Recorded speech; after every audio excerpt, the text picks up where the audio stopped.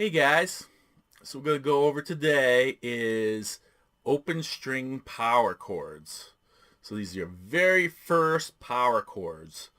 And they're also called fifth chords. We'll talk about that in a second. But yeah, we're going to work on these. And then in the next lesson, we're going to, next lesson we're going to work on rhythm. And then at the end, we're going to go ahead and work on a song using these power chords. So yeah, let's go ahead and jump into it. Okay, so what we're going to do here is we're going to take our E string, our A string, and then our D string. And we're going to turn those into power chords. So we're going to start out with our E5 chord, E power chord. Or I should say open E because we're using open strings. So we're going to take our open E string, and that is going to name our chord, and that's what we call the root. You know, think of that. When you hear root, that's just the name of the chord or the name of the scale. So you got our E. Now it needs a second note to it. So what we got here is if we go below the E, we can go to our A string, go in the second fret. We have that note right there, which happens to be a B. So we're going to play our open E, which names the chord. And then our note below that, you know, our string below that, in the second fret. And then you're going to play them together. Now when you do that, you don't want to do it really slow. Hear how it sounds like it's two? You want to hit it both at the same time. And one of the things you don't want to do is do this. Oh, whoops.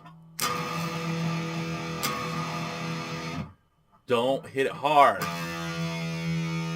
You gotta hit it. See my right hand? I'm not wailing on it. I'm just plucking it.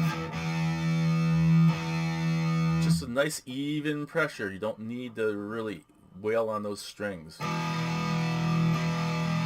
That sounds a lot better then, doesn't it? So work on that. You're basically bringing it out of pitch when you do that. So again, our open E string names this. The E string, and then the string below that in the second fret. And you play those two together. Now just play around with it, just kind of, you know. You could even hum something. Ba, ba, ba, ba, ba, ba, ba. You know, just hum something. Ba, ba, ba, ba, ba, ba, ba, ba, ba, ba, ba, ba. Now my voice is going all different pitches, but that's all right. You know, and you're just on one pitch. That's all right. Just kind of like jam out on whatever. You know, you got Living After Midnight. Say, you know, ba ba ba ba ba ba ba ba ba ba ba ba ba ba. You know, it's sort of like you're playing air guitar in a way, but you're just playing an E5 chord. You know, just playing around with different rhythms. So now, before we move on to our A5, open A5, you might be wondering, what does this 5 thing mean? Well, that just means our fifth note within our alphabet or our scale. So our musical alphabet goes A, B, C, D, E, F, G. So all it is A, B, C, D, E. So if I'm playing in A5, then it would be, those would be an A and an E. But we're not playing in A5, we're playing E5. So we just got to start at the E in there and then circle around. So again, it goes A, B, C, D, F, G, A, B, C, D, F, G. It just keeps repeating. So we got E, F, G, A, B. So we got a B there. That's what, so we have an E and a D. I mean a B. So, all this stuff you don't totally understand right now. Don't worry about it. But, here's another thing. In a scale, I'll take a minor scale. Here's a minor scale. We're playing these kind of power chords, but you may have seen these kind of power chords before. Now, yeah, we're talking about priests.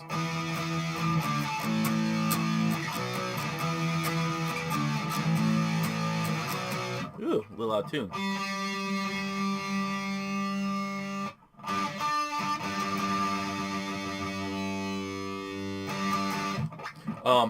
Sorry about that. So, yeah, you've probably seen these before. So here is an A minor scale.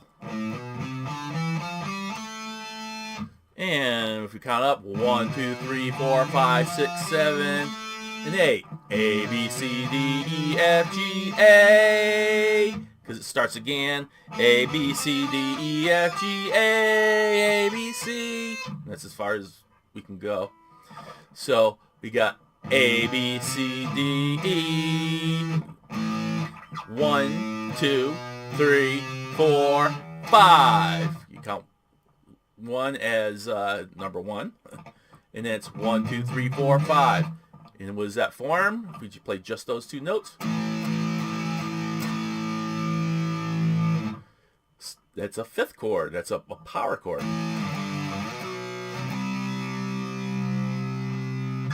So, if you don't totally understand that, no big deal. Don't worry about it. You'll understand it a little bit later going on. It's just, that's the reason why they call it a 5th chord. It's just, all it is the 1st note and the 5th note in the scale. So, there we go. There's your E5. So, let's take a look at the A5.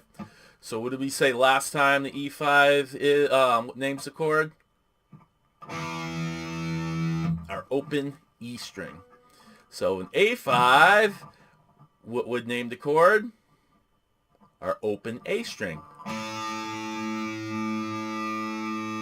So our root is going to be A. So we're going to play A, open A. Then we go to our 2nd fret, and we're going to go to the string below A. Here's our A, and here's this note on the D string. We won't worry about the name of the note on the D string, but just know it's very important to remember that A is our root. That's what names the chord. So we're basically playing the A string, or A note, and then the note on the D string, 2nd fret. Same thing. Now, the tricky thing about this is, with this one, you can just come down. If we do that with this, when we make this chord, it sounds messy. It's supposed to sound like this. Here's all of them. Here's the way it's supposed to play it. So that means, I know it's hard to see here, that I gotta skip that E string. I gotta target that A string. I don't know if you can see, maybe better. Yeah, you can probably see better there. I gotta make sure when I'm playing this A5, I'm coming down on that A, and I'm not hitting that E string. Or otherwise it sounds messy. So, what you want to do is practice that. Just basically, you can kind of like, let me bring this up a little bit so you can see me, or I can go backwards. So,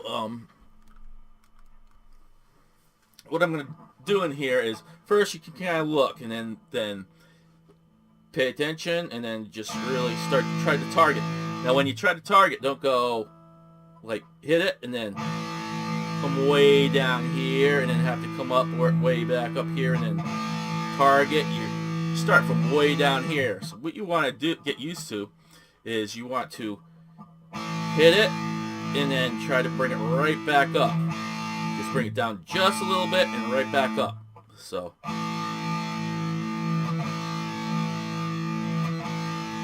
you want to practice that. Take a look here. We'll bring that down a little bit more. So here I go. I'm going to go down here. And then I'm bringing it right back up to right between the E and the A strings about, don't go crazy trying to get perfect. But just right in that, around that area, so all I have to do is come down.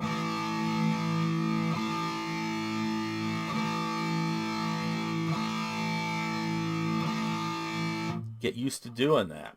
And so what you do is you're just going to really be paying attention to getting that technique down. And then what you're going to do, back up with the camera, is, here you're really paying attention.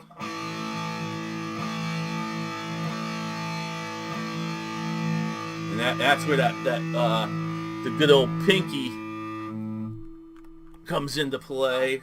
That'll keep your distances, right where they need to be. So, yeah, so you've been doing that, really paying attention. Then what you do is you gotta look away. And then, if you hit the E string by accident,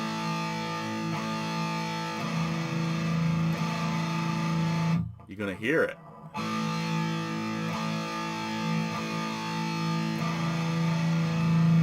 Yeah, immediately you're going to hear that. So that's a good little thing to do. Now, you don't want to do that like, for 15 minutes straight or something. This is something good to do. You do want to have like a little, dedicated time that you're, for at least a couple minutes or something.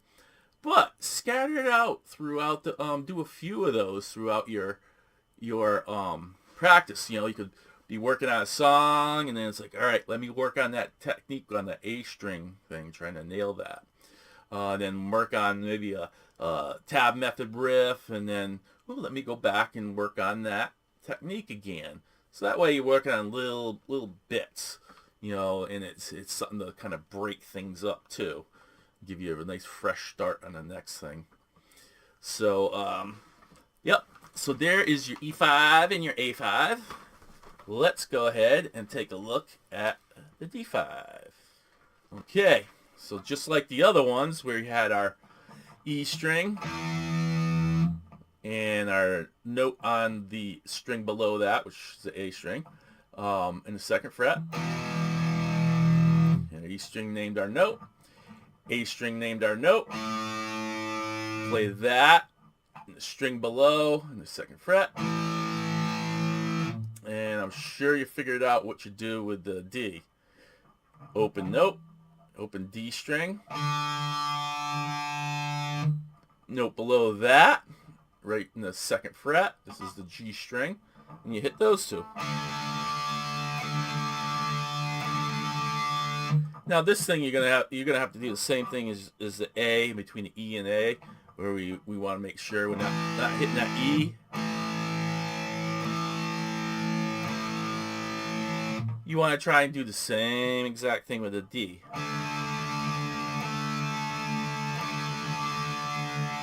My guitar is actually a little bit out of tune. Probably should have tuned it before this. But here's the nice thing: if you hit the A by accident,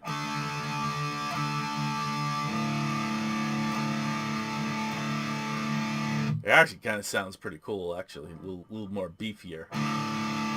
You may not be looking for that, though, but you want to really practice just going, targeting that D string.